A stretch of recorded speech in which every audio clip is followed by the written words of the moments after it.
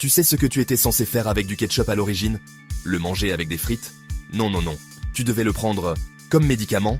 Ouais, le ketchup. Comme un sirop pour la diarrhée. Et c'est pas une blague. Retour en 1834. Un médecin américain, John Cook Bennett, commence à vanter les bienfaits médicinaux de la tomate. Il écrit des articles en mode « Les tomates, c'est pas que bon, c'est médicinal ». Il affirme que ça soigne tout. La diarrhée, l'indigestion, la jaunisse et probablement le mal de vivre de ton poisson rouge. Et là, il se dit « Tiens, si j'en faisais un médicament ?» Du coup, naissance du ketchup en pilule. Mais attention, c'était pas le ketchup qu'on connaît.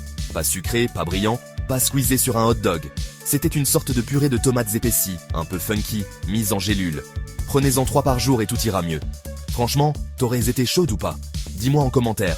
Tu préfères le ketchup en pilule, en sachet ou en perfusion? On veut des réponses sérieuses. Enfin, presque. Bon, spoiler alert. Les scientifiques finissent par dire que bon, les tomates c'est cool, mais ça soigne pas tout non plus. Le médicament tombe à l'eau, mais la sauce reste. Et là, en 1876, la marque Heinz débarque. Ils rajoutent du sucre, du vinaigre, des épices. Et boum, le ketchup tel qu'on le connaît naît enfin. Il quitte la pharmacie et s'installe à jamais dans ton frigo. Et le plus fou, le ketchup ne vient même pas d'Amérique. Il vient d'Asie.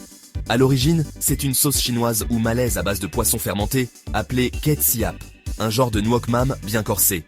Les Anglais ont goûté, ont pas trop compris, et ont tenté leur propre version. Résultat, des siècles plus tard, bim, McDo.